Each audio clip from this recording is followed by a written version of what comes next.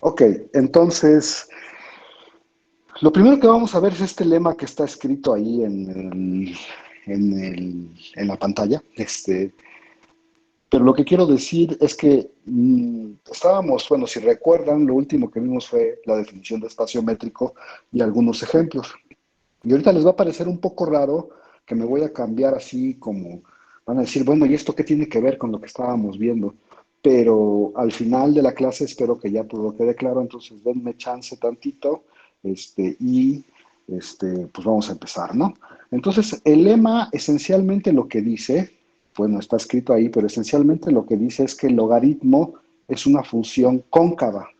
Si nunca has oído hablar de ese concepto, pues no te preocupes, ahorita lo voy a decir más o menos qué significa eso, pero esto se podría resumir como nada más como decir el logaritmo es una función cóncava. Bueno, aquí nada más para que todo quede claro, esto denota el logaritmo natural y pues está escrito algunas cosas ahí y se supone que ustedes están acostumbrados a esa función, ¿no? Mi intención no es introducir el logaritmo ni nada por el estilo, solo voy a usar sus propiedades que ya tenemos aquí. Bueno, ¿y qué significa esto de ser cóncava? Y los trato de ilustrar con este dibujo. Aquí ustedes ven la gráfica del logaritmo, que es la parte que dibujé en rojo, y me estoy tomando dos puntos que llamé x0 y x1, ¿no?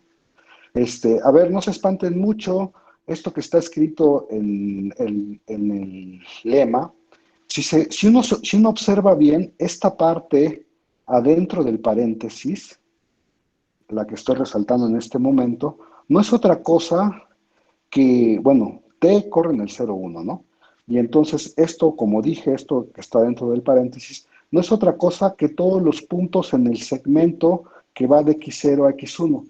Es decir, si uno quisiera hacer un dibujo de esta parte dentro del paréntesis aquí, lo que tendría que dibujar es exactamente estos puntos que están entre x0 y x1, ¿no? Cuando t corre entre 0 y 1.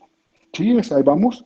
Y esto que está escrito acá, espero que todo el mundo ya lo haya observado y diga, ah, sí, claro, esto es también un segmento de recta que une al punto logaritmo de x0 con logaritmo de x1, ¿no? Y entonces, por ejemplo, aquí está dado, y estoy hablando de este segmento de recta que dibujé por acá, ¿no? Y entonces, a ver, ¿qué dice este lema?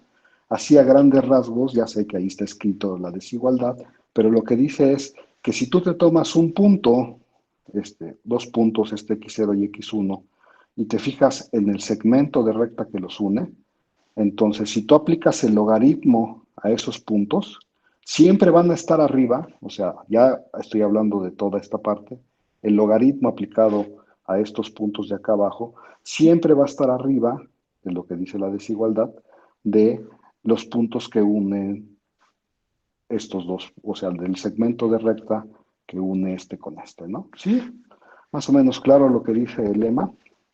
Y por supuesto, pues vamos a usar todas las propiedades del logaritmo, pero lo que dice el lema es exactamente este dibujo, ¿no? La recta negra, esta, se queda abajo de la gráfica de la función, ¿no? Eso es lo que dice más o menos la desigualdad que está escrita arriba. Bueno, ya motivé con un dibujo. ¿Y a poco no es claro?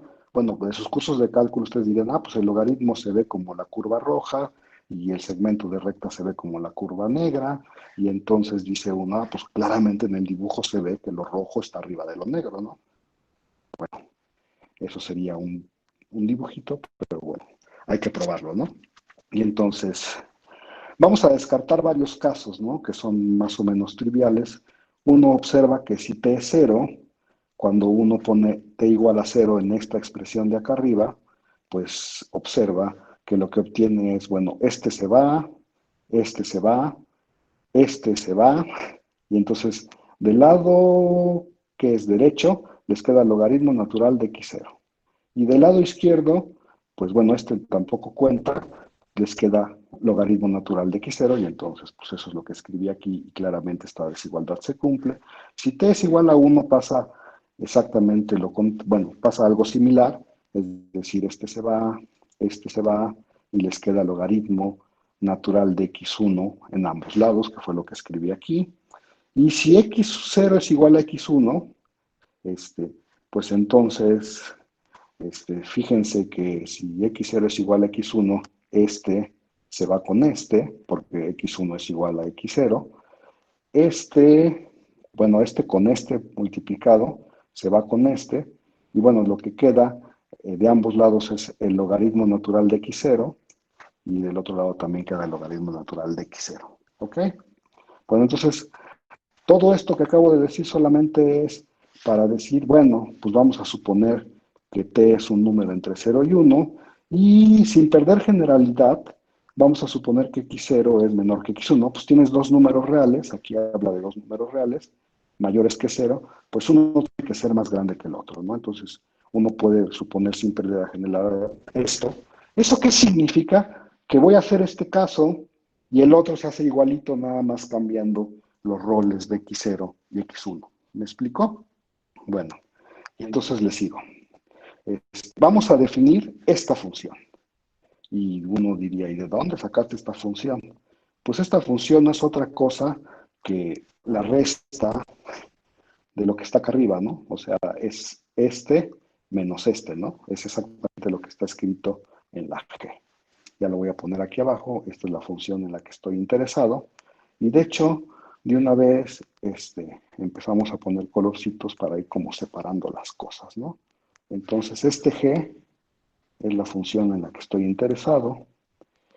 Y pues uso mis cursos de cálculo y digo, pues yo que quiero probar, pues quiero probar esa desigualdad, voy a utilizar todo lo que sé de cálculo y entonces digo, pues deriva. Y lo que hice abajo fue derivar. Voy a irme rápido con las cuentas. Si alguien tiene alguna duda, pues me para y me dice, oye, ahí, espérate tantito, no entendí, pero voy a hacerlo más o menos rápido porque esto se supone que es algo que uno está muy acostumbrado a hacer, ¿no?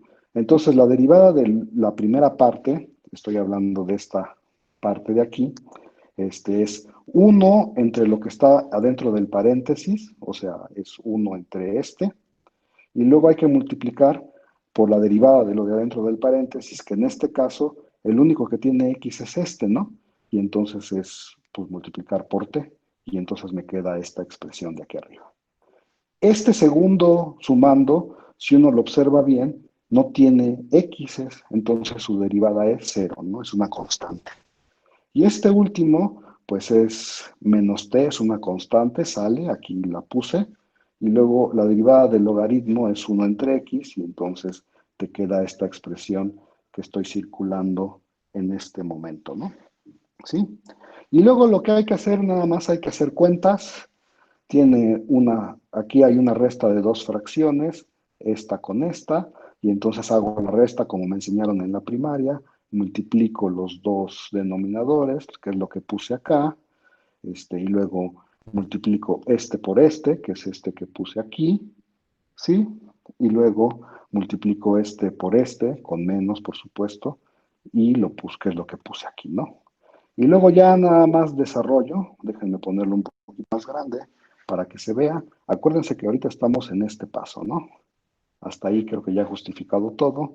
Desarrollo lo que está dentro del paréntesis, pues tengo esta tx que la pasé acá, luego tengo menos t por 1 por x0, que es lo que puse aquí, y luego tengo menos t por menos t, que es t cuadrada, con signo más, y luego por x0, que es lo que puse acá, y al finalmente tenemos menos t por tx, que es menos t cuadrada x, que es lo que puse acá. O sea, nomás estoy haciendo las cuentas, nada muy espectacular, espero que todo el mundo lo vea. Luego uno observa que aquí, de este numerador, se puede factorizar una t, que fue lo que hice, ya no voy a decir mucho, aquí solo factoricé la t, y luego, en lo de adentro, puedo escribirlo como estos dos los dejé iguales, aquí están, y luego de estos dos factoricé la t, aquí está, y pues aquí ya que me fijo lo que me queda dentro del paréntesis, puedo factorizar el x menos x0. Supongo que nadie se molestará conmigo si digo, pues eso claramente es x0 x menos x0 que multiplica 1, y luego, como este tiene signo contrario, pues se lo cambio por un menos t y me queda la expresión que está aquí abajo. ¿Ok? Todo esto es para decir que la derivada de G, y le ponemos otro colorcito para ir distinguiendo cosas, la derivada de G es esta expresión que está escrita aquí en azul. Ok, y entonces seguimos con nuestra, este, con nuestra argumentación. Ahora fíjense, lo primero que ustedes deberían de haberme dicho cuando definí la G es, y bueno, ¿cuál es el dominio de tu función o en qué puntos estás interesado? Y como nadie me preguntó, pues ahora lo voy a decir, lo voy a decir. ¿En qué puntos estoy interesado? Estoy interesado nada más en los puntos que voy a señalar aquí, en estos, es decir, lo que está en rojo, solamente de más cosas, los X que estoy considerando o los que voy a considerar, los que me interesan, van a ser los que están entre X0 y X1, ¿no? Y entonces, a ver, voy a hacer un par de observaciones, bueno, no un par, aquí tengo como 5 observaciones del lado izquierdo, del lado derecho, perdón. La primera, recuerde usted que t es estrictamente mayor que cero, ¿no? Eso lo tengo porque si se acuerdan, aquí arriba dice que t es un número entre cero y 1. Bueno, si t es un número entre cero y 1, también puedo concluir que 1 menos t es más grande que cero, ¿sí? Todo está bien. Otra cosa que también puedo concluir, porque se acuerdan que ya dije, que solo estoy interesado en números aquí adentro, entre x0 y x1. Entonces, pues mi x va a ser más grande que x0 y eso me da automáticamente, pues que x menos x0 es mayor que 0. Otra observación es que x es mayor que 0.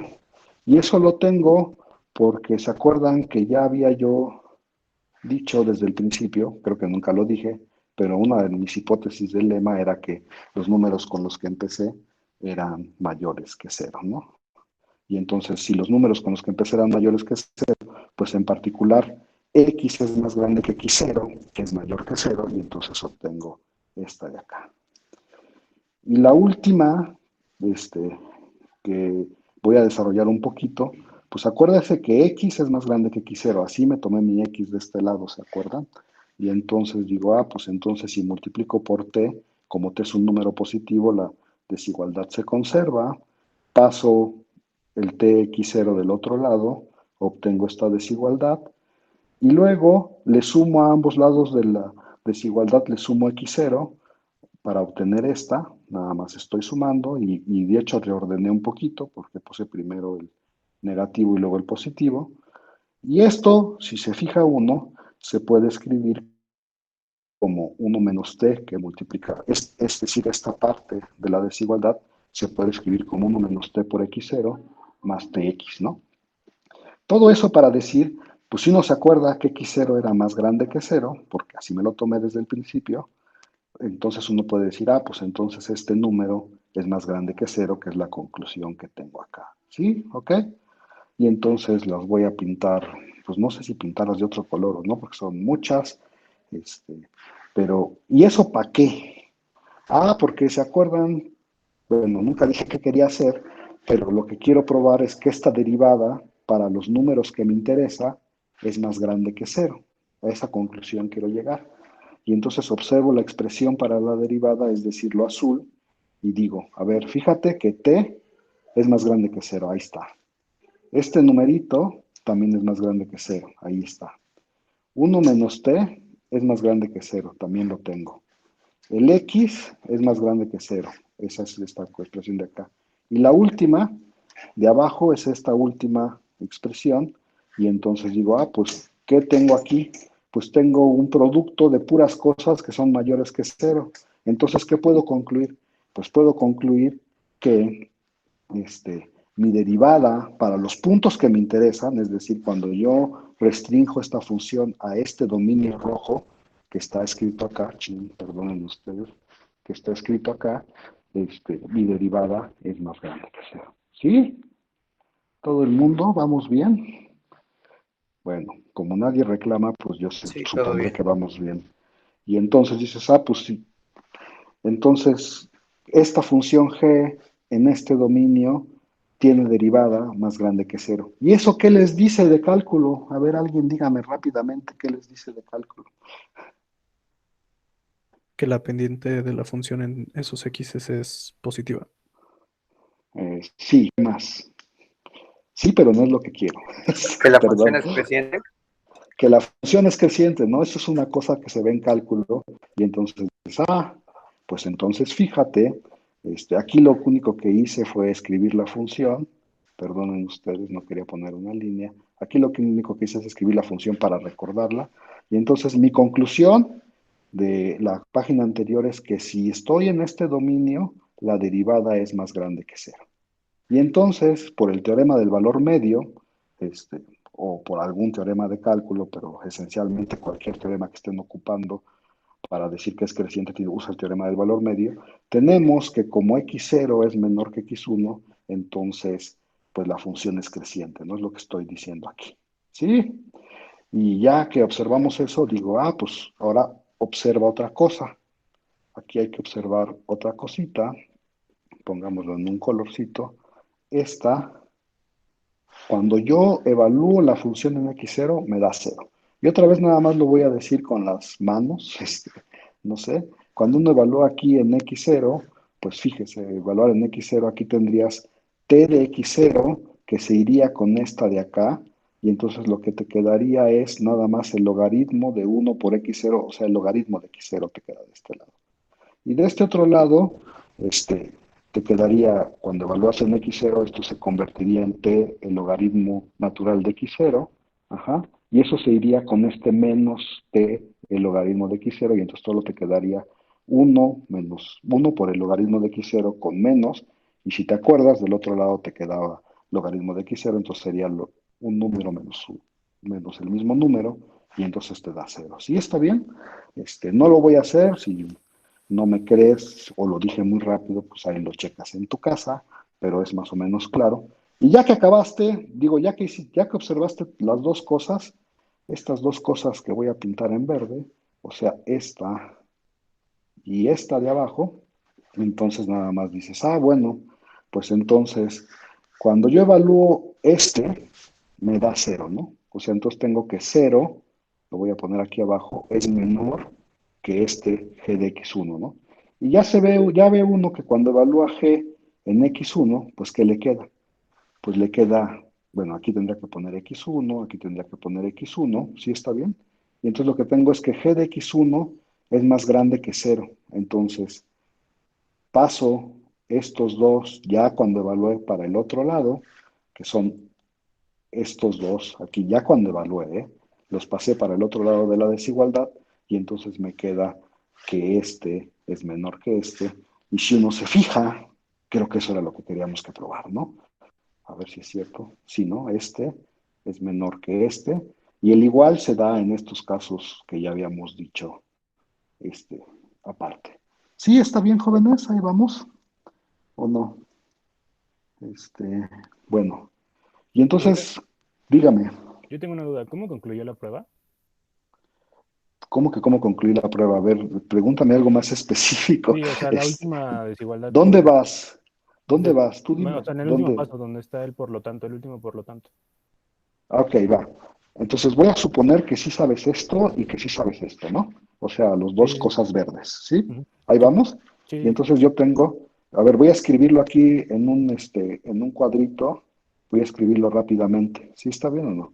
Tengo que cero es menor que g de x1, ¿no? ¿Sí? Ahí vamos o no. Y entonces uno dice, pues fíjate que cero, pues es cero. Pero g de x1 es el logaritmo natural de 1 - t x0 más t, y aquí evalúo en x1, ¿no? Pum.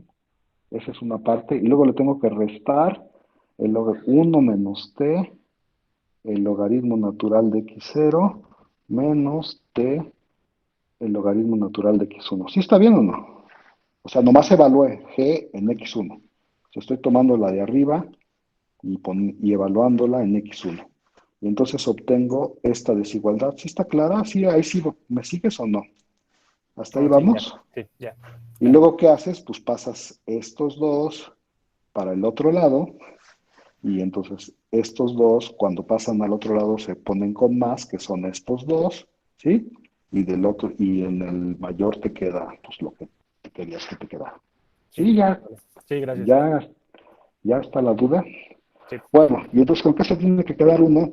Pues se tiene que quedar uno con que el logaritmo es una función, ¿cómo dije? Cóncava, ¿verdad? Cóncava, así se llama. Y ya dijimos más o menos qué significa cóncava, no lo voy a definir, pero cóncava significa que la función siempre está arriba del segmento, y hay un concepto que se llama convexo, que es lo contrario, es decir, que el segmento está arriba de la función, pero no quiero hablar de eso. Supongo que en sus cursos de cálculo ya ustedes saben mucho. Y entonces, pues, esta lema lo voy a usar para probar algo que en la literatura se conoce como la desigualdad de Young. ¿Ok? ¿Por qué? Pues porque Young lo probó. Y entonces, a ver, la desigualdad de Young dice que si toman dos números, bueno, mayores que uno, P y Q, de tal manera que cuando lo sumas, bueno, cuando sumas uno entre P más uno entre Q te da uno. Y esto tiene un nombre, les dicen que son conjugados o pares conjugados, pero no, yo no les quiero poner nombres, ¿no? Este, nada más lo voy a decir así. Entonces, para todo número, para cada par de números reales que tú me des, que sean mayores o iguales que cero, se tiene que A por B es menor o igual que uno entre P por A a la P más uno entre Q por B a la Q. Pues eso dice la desigualdad de Young, ¿no? Y y bueno, a ver, entonces vamos haciendo la prueba. Ya les dije que me den chance, no voy a decir todavía para qué sirven estas cosas. Este, Denme un poquito de chance otra vez y entonces empezamos. Hay un caso que es muy fácil y que vamos a descartar rápidamente. Si alguno de los dos es cero, pues entonces este producto tiene que ser cero, que fue lo que escribí aquí, ¿no? Y si se acuerdan, mis números son positivos y estos números también son positivos. Entonces, cuando yo calculo esto, pues me da un número positivo y esto me da también un número positivo, entonces pues se cumple trivialmente, ¿no? En este caso de que A o B sean iguales a cero, ¿sí? Ahí vamos, todos. Nada más ahí sería ver la Q también. Ah, sí, gracias, qué bueno que me Ya. dices porque yo ni cuenta me había dado. Aquí es B a la Q. Gracias. Sí, recuerden que yo todo lo escribo mal, ¿eh? Entonces tienen que estar a las vivas a ver si es cierto que todo está bien. Sí, aquí es Bealacón. Bueno, y entonces, ya que olvidamos, bueno, perdón, ya que tenemos este caso hecho, pues entonces vamos a preocuparnos cuando ambos son mayores que cero, ¿no? Porque acuérdense que de entrada eran mayores o iguales que cero, ¿no? Y entonces, pues, ¿qué vamos a hacer? Pues vamos a aplicar el lema anterior, como dice aquí, tomando x0 igual a la p, x1 igual a b a la q y t igual a 1 entre q. Hay que checar que se cumplen todas las hipótesis del lema anterior, pero si se acuerdan cuáles eran las hipótesis, no había muchas. El x0 tenía que ser mayor que cero, el x1 tenía que ser mayor que cero, que sí lo tengo en este caso, porque A y B son mayores que cero, y el t tenía que ser un número entre cero y uno, ¿no? Y acuérdense que uno entre Q sí es un número entre cero y uno, porque tenemos esta hipótesis de que uno entre P más uno entre Q es igual a uno, ¿no? Entonces, de hecho, uno entre Q es uno menos este cachito, ¿no? Este cachito que sí es positivo y entonces sí tengo que uno entre Q es un número que vive entre cero y uno. Ahí va. Y entonces, aplicando la anterior, ¿se acuerdan? No quiero regresarme, pero si quieren me regreso.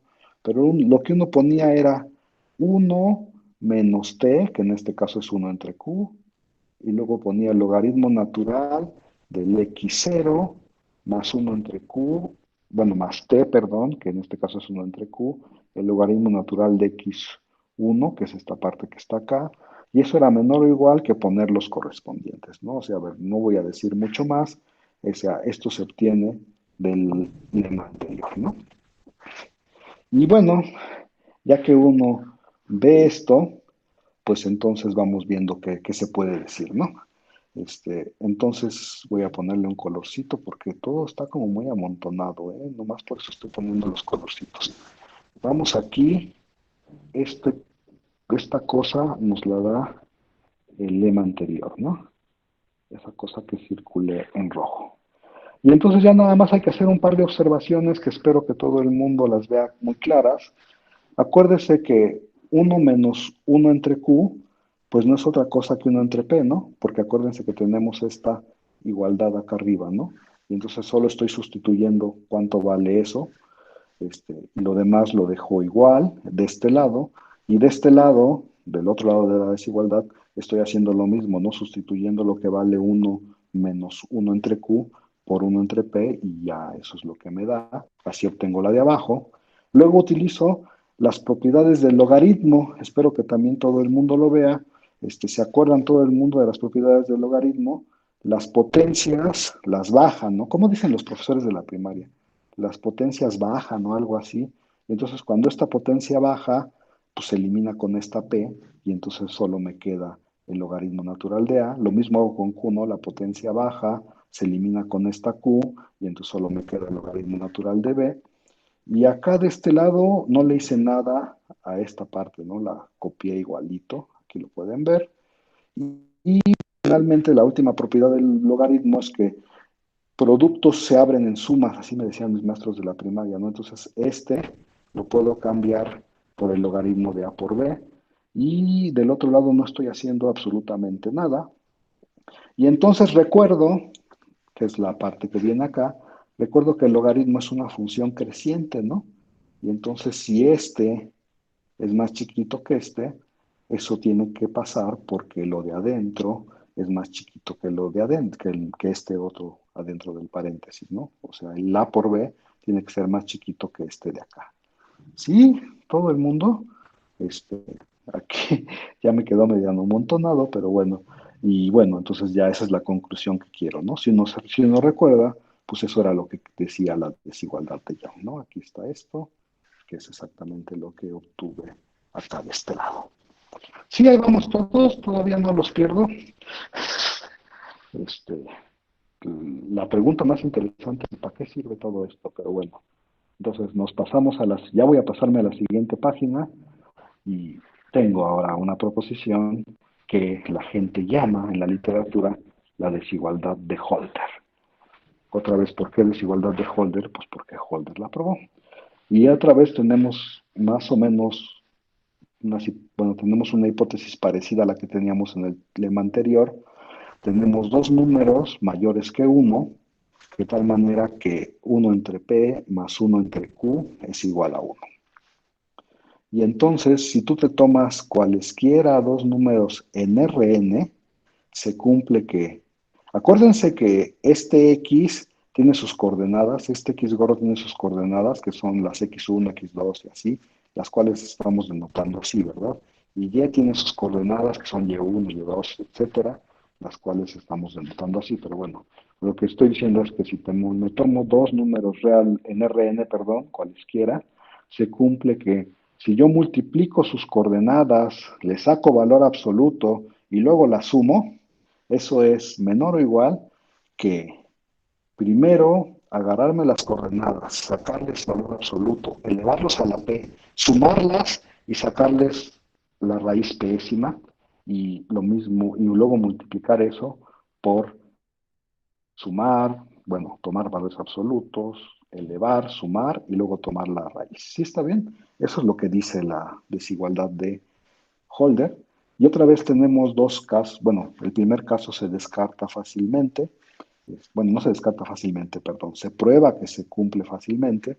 Este, si alguno de estos dos, si el vector X o el vector Y es el vector cero, pues entonces todas sus coordenadas son cero, ¿no? Y si todas sus coordenadas son cero, eso significa que pues aquí en estos productos de acá arriba voy a tener cero por algo, siempre, y eso va a ser cero. O en otras palabras, esta parte de la desigualdad, en el caso en el que estoy ahorita interesado, va a ser cero, ¿no? Que es lo que puse aquí. Esta parte de la izquierda es cero, y luego me fijo que en la parte de la derecha, fíjense en todas las operaciones que se hacen, ¿no?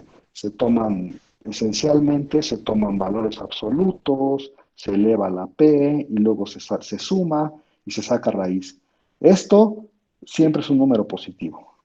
Y otra vez, aquí se hacen las mismas operaciones, valor absoluto, elevar a la Q, sacar raíz, y entonces todos estos siempre son números positivos, entonces tengo que este es un número positivo, este es un número positivo, y entonces cuando los multiplico, pues tiene que ser un número positivo, y entonces ya tengo que la desigualdad se cumple, en este caso, fácilmente, ¿no? Se prueba que se cumple fácilmente.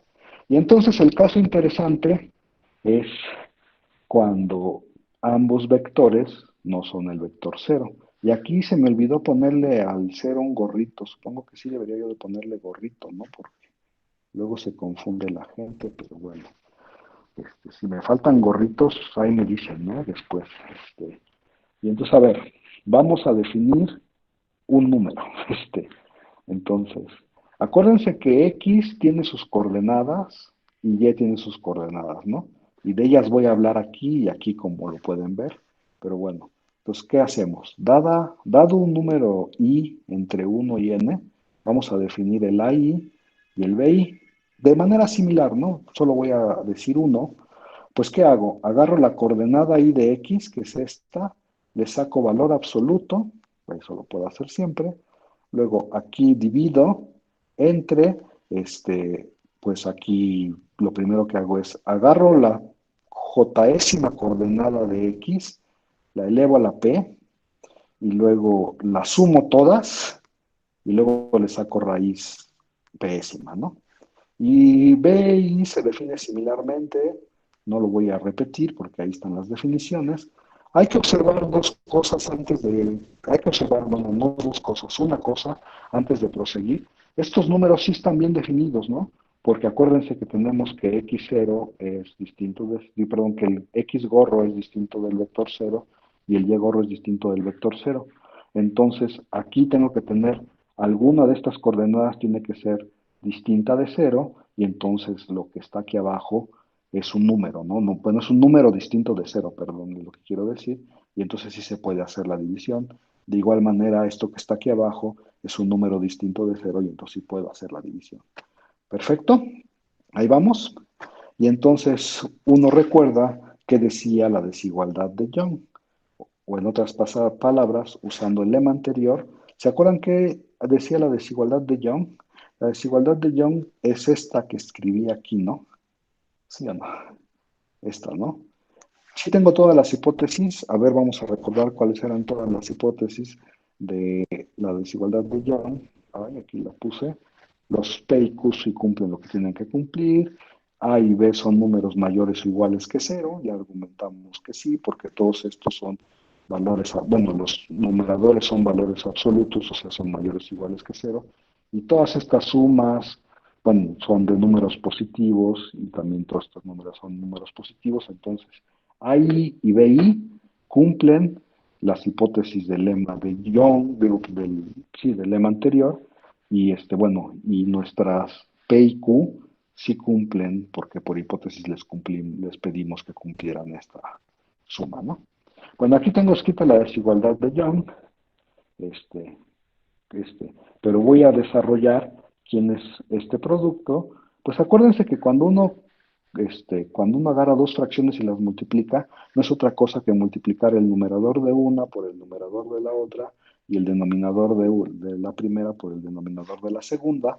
Y entonces, acuérdense que el valor absoluto mete productos, que fue lo que escribí aquí, y entonces AI por BI es esta expresión que está escrita acá, ¿no? Nada más es multiplicar. Y luego uno se fija en la otra expresión que les avienta la desigualdad de Young, y entonces pues se fija qué es, y entonces dices, pues el 1 entre P, aquí lo conservé, ¿no? Aquí está 1 entre P. Y luego es elevar ahí a la P. Pero acuérdense que elevar ahí a la P, como esto es una fracción, es elevar el numerador a la P, que fue lo que escribí aquí, y elevar el denominador a la P, que fue lo que escribí aquí, porque ya vieron cuando uno eleva la P, este se cancela con este, y entonces les queda esta expresión de aquí abajo. ¿Sí? Todo el mundo ahí va. Y de alguna manera, pues uno observa que esta expresión tiene esta expresión, ¿no? Es lo mismo, 1 entre Q, elevé el numerador a la Q y el denominador a la Q, y me quedó esa expresión que está escrita aquí. Otra vez cuando elevé a la Q, el denominador, este monito se me canceló. Sí, ahí vamos. Me gustaría poder verles la cara para saber si ahí van o no. Y luego, este, esto, a ver, ya, perdón, ya me estaba yo pasando y no dije lo que tenía que decir. Esto lo hicimos para cada una de las cis, ¿no? O sea, lo hicimos para i igual a 1, para i igual a 2, etcétera. Y entonces sumo todas esas, o sea, sumo todas las, o sea, sumo todos estos, cuando la i corre desde 1 hasta n, y también voy a sumar todos estos cuando la i corre desde 1 hasta n, ¿no? Eso es lo que estoy tratando de decir acá abajo.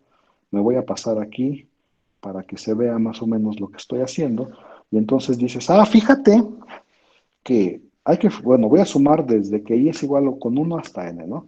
Y entonces uno tiene que observar aquí que en este bueno, que en esta parte del denominador no aparece la i, ¿no? Y que en esta parte del denominador tampoco aparece la i. O sea, el denominador no depende de la i, o sea, es un número, es un factor que yo puedo, que tiene cada uno de mis sumandos, ¿no? Los que se mueven son los de acá arriba, ¿no? Entonces, cada uno de mis sumandos tiene este factor común, y entonces lo que hice fue sacarlo de la suma. ¿Sí está bien o no? Sí, ahí vamos, lo saqué de la suma, y entonces dije, pues me quedo nada más con esta parte, que fue lo que hice aquí abajo. ¿Sí se entiende o no?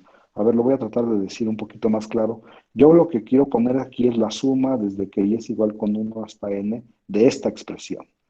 Y entonces me fijo que los de abajo no dependen de la i, y entonces lo saco de la suma, que fue lo que hice aquí en este renglón de abajo.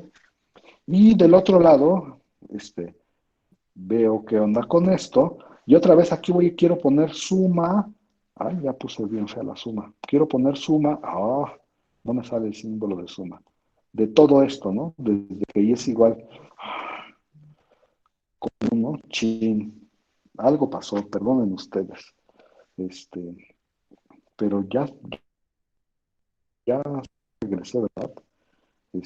A ver, entonces ya había dicho yo que aquí había la suma y que también quería poner aquí la suma, ¿no? Pero entonces me fijo otra vez que esta expresión de abajo, de aquí, bueno, primero tendría que sumar todo esto que está dentro del paréntesis con i igual a 1 hasta n, ¿no? Eso es lo que quiero hacer. Pero los puedo partir en la suma de los primeros más la suma de los segundos, ¿no? O sea, puedo poner suma aquí y suma acá, ¿no? Eso es como sería como el primer paso. Y después observo que cuando estoy en esta suma, esta parte de abajo otra vez no tiene ninguna i, no depende de la i, es un factor, y entonces lo puedo sacar de la suma, que fue lo que escribí en esta parte de acá. Sí, todo el mundo más o menos. Y de la misma manera, cuando tengo la suma de estos, este de aquí no depende de la suma y entonces lo saco. Y entonces lo de arriba me dice que esta expresión es menor o igual que esta expresión. Sí, ahí vamos todos, no hay ninguna duda todavía. Espero que no haya ninguna duda. Y ya nada más hay que observar lo siguiente. Entonces, ahora sí, dígame alguien, espero, este, ¿quién es este? Pues este es un número real, ¿no? ¿Sí? ¿Y este quién es? Pues es el mismo número real, ¿no? Aquí está indexado con la I, aquí está indexado con la J, pero pues en realidad es exactamente la misma suma, o sea, este se va con y de igual manera este se va con porque es la misma suma, nada más que aquí la indexé con J, aquí la indexé con Is, y entonces, ya quien observa que esto se va y que esto se va, nada más obtiene que esto es 1 entre P más 1 entre Q, y recuerda que por hipótesis, este, que por hipótesis, este, esto suma 1, ¿no? Y entonces lo que tengo es que esta expresión de este lado es menor o igual que 1, ¿no? Esa sería mi, este, o sea, mi conclusión de esta parte, y ya nada más tendría yo que decir, y hay una cosa que no sé qué hace aquí. Aquí hay una LN que no sé qué hace ahí, la voy a borrar. Ya nada más para terminar la expresión que hago, pues tengo otra vez que este monito de acá es menor o igual que uno, ¿no? Sí, y entonces, ¿qué hago? Pues paso este denominador al otro lado de la desigualdad, es decir, multiplico por este número ambos lados de la desigualdad, y entonces de este lado, pues como este lo voy a pasar del otro lado, me queda solito este, que es el que escribí aquí, y este pasó para el otro lado, ¿no? Para el uno, y bueno, pues aquí lo escribí. Y si uno se fija, espero que sí, es que así sea, este, ahí está, ¿no? Esa es la desigualdad que yo quería probar, ¿no? Esta es exactamente la que está aquí abajo. Ok, bueno, tomemos un respiro. ¿Todo el mundo le quedó claro lo que acabo de decir? Son cuentas, cosas de cálculo, nada muy excepcional, ¿no? O sea, no usamos nada muy barroco, nada muy excepcional, como lo dije. Ahora sí entremos en materia. A mí lo que me interesa hablar hoy es de espacios normados. Y entonces, todo el mundo, cuando yo les pregunté métricas, me decía, ah, sí, la norma uno, ah, sí, la norma 2 y la norma 18 y no sé qué, no, hablaban de unas normas, ¿no? Este, pero bueno, pues nadie me dijo por qué se llamaban así como se llamaban, y a lo mejor ahora tiene un poco de sentido, bueno, ahora va a tener un poco de sentido los nombres que se les dan a las métricas que vimos hace algunos días. ¿Qué es un espacio normado? Pues primero empiezas con un espacio vectorial sobre R. Y otra vez, no pretendo en esta clase decirles que es un espacio vectorial. Supongo que ya todo el mundo llevó el lineal uno y entonces ya sabe que es un espacio vectorial. Acuérdense que cumplen 8 axiomas, que esto tiene que ser un campo, etcétera. Entonces empiezo con un espacio vectorial y digo que una norma en el espacio vectorial B es una función que la gente denota así, aunque a mí no me gusta mucho, como dos barritas puntito. No sé por qué la denotan así. El chiste es que como que el argumento de la función va aquí adentro, ¿no? Pero bueno, que a cada vector le asigna un número real, ¿no? Eso es lo que dice aquí, es una función que a cada vector le asigna un número real y que cumple las siguientes tres condiciones. Este, la norma de un vector es cero, sí, solo sí, empiezas con el vector cero. Y a lo mejor aquí debería yo de haber puesto un gorro, ¿no? Porque ustedes luego me vayan a decir que me hace falta un gorro. Bueno, entonces, el único que tiene norma cero es el vector cero. La 2, ¿cómo dicen sus maestros de álgebra? Dicen que saca escalares con valor absoluto, ¿no? O sea, lo que estoy diciendo es si te tomas un vector y te tomas un escalar, así les llaman en lineal, entonces cuando te fijas en la norma de lambda por b, eso es lo mismo que el valor absoluto de lambda por la norma de b, ¿no? Eso es lo que dice acá. Y saca escalares con valor absoluto, así lo dicen los profesores.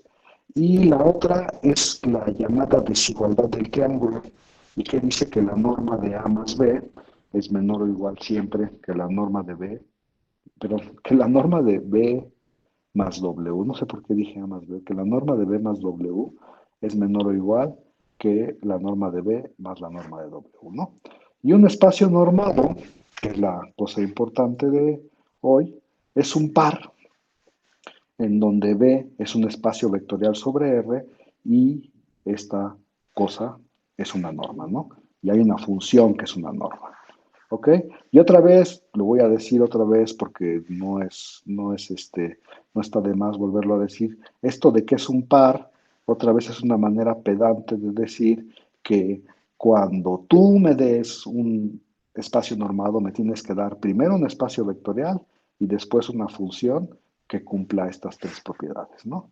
Una función que a cada vector le asigne números reales y que cumpla las tres propiedades este, arriba enmarcadas. A ver, voy a decir esta observación muy rápido, porque más bien quería decir otras cosas, pero bueno, este, ¿qué tienen que ver las normas con las métricas?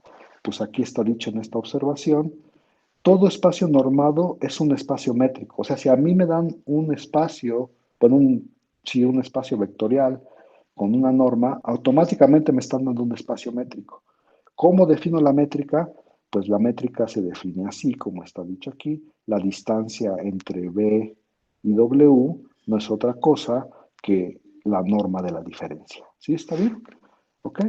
Y entonces es muy fácil ver que esto, o sea, que si esto es una norma, entonces una distancia definida de esta manera también es una métrica, pero no también. La función definida de esta manera es una métrica. Y aquí lo escribí, si se fijan, son 3 renglones de demostración. No quiero decir mucho al respecto porque pues quería decir otras cosas, pero pues bueno, ya me metí en esto, ni modo. Que la distancia es cero, eso es que la norma de la diferencia, y aquí, si se fijan, me salté, es igual a cero, ¿verdad? La norma de la diferencia es cero. Esa es la definición de que la distancia, y eso me quiere decir que por la propiedad 1 de norma, que entonces lo de adentro de esta diferencia tiene que ser el vector cero. Aquí está, y de hecho me faltó aquí ponerle gorrito, supongo, y eso quiere decir que si esta diferencia es el vector cero, pues entonces B es igual a W, que es lo que escribí acá. Y las otras, pues ya no sé si las voy a decir o no, porque las voy a decir muy rápido. Hay que ver que es simétrica. Aquí nada más se usa la definición, ahí está la definición de distancia. Uno puede factorizar un -1, como le hice acá, para voltearlos.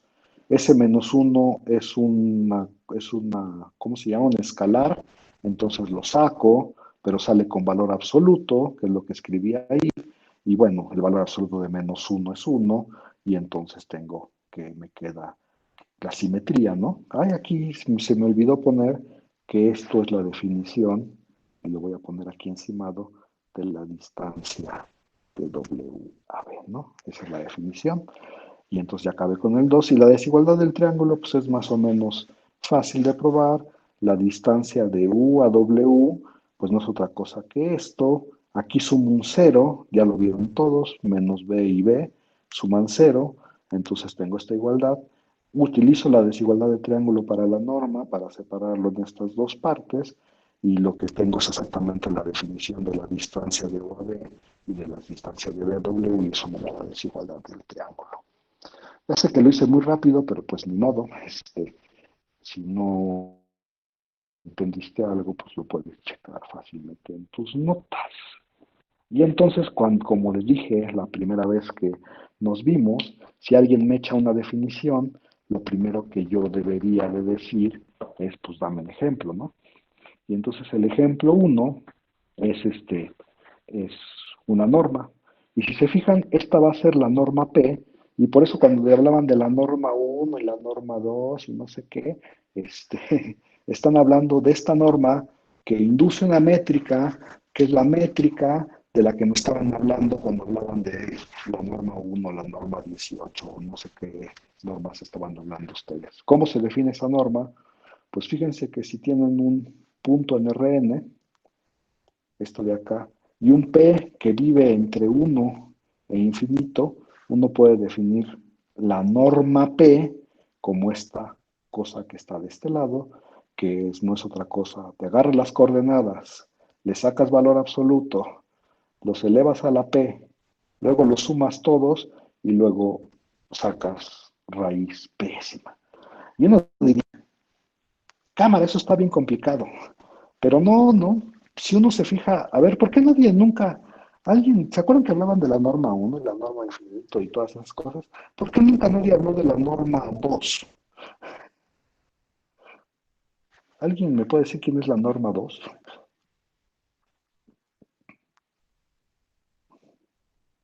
¿O qué métrica induce la norma 2? Nadie me va a contestar. Ah, ya alguien me contestó. La euclidiana, ¿verdad? Pues sí, no es como sacar, o sea, primero nos saca qué. Bueno, eleva las coordenadas al cuadrado, ¿no? Pero la diferencia de las coordenadas al cuadrado y luego saca raíz cuadrada. Esa es como la métrica euclidiana. Y entonces, si uno se fija, con P igual a 2 puede definir uno esta norma y entonces, pues eso induce la métrica euclidiana de la que hemos estado hablando, ¿no?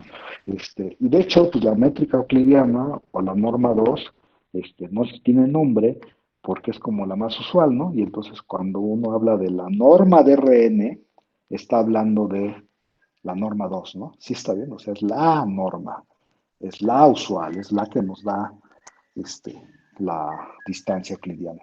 ¿Sí ahí vamos o no? Bueno, ¿y para qué creen que probé todas las desigualdades que probé hace rato? La de Holder, la de Young y no sé qué más, y el logaritmo, hicimos un montón de cuentas. Todo eso es para probar que de verdad esta es una norma. ¿Sí? Este, y bueno, lo estamos haciendo muy general, con P entre uno e infinito. Voy a decir rápidamente, yo creo que la propiedad uno y la propiedad 2 y ahí la dejamos, ¿no? Si esta norma, bueno, sí, o sea, cuando uno te da una definición, yo te estoy afirmando que esto es una norma, ¿no? Y lo primero que tú me tienes que decir, pues pruébalo, si de veras crees que eso es una norma, hay que probarlo. O sea, hay que probar que cumple las propiedades. Por cierto, Rn, supongo que ya todo el mundo sabe que sí es un espacio vectorial sobre los reales, ¿no? Pero bueno, eso aparte no lo voy a hacer. Entonces dices, pues ¿cómo se llama? La propiedad uno y 2 son muy fáciles, fíjate. Si la norma es, si esta función es cero, pues eso significa, por definición, que este numerito tiene que ser cero, ¿no? Pero entonces te fijas en este numerito y dices, ¿qué estoy sumando? Todo esto es positivo y sacar raíz es positivo. Entonces, la única manera de que me dé cero es que todos estos, con los x, pues las coordenadas de x, todas tienen que ser cero, que fue lo que dije acá, ¿no? O sea, todas tienen que ser cero, ¿sí? Si su valor absoluto es igual a cero, pues el x sí tiene que ser igual a cero, y eso te dice que x es el vector cero. Y te puedes regresar, por eso puse estos sí, solo sí aquí, y se ve muy claro que entonces se cumple la primera propiedad. La segunda propiedad, pues acuérdate, aquí pues es sacar escalares, ¿no? Con valor absoluto. Y entonces, pues por definición, esta cosa es esto de aquí. Pues eso solo es la definición.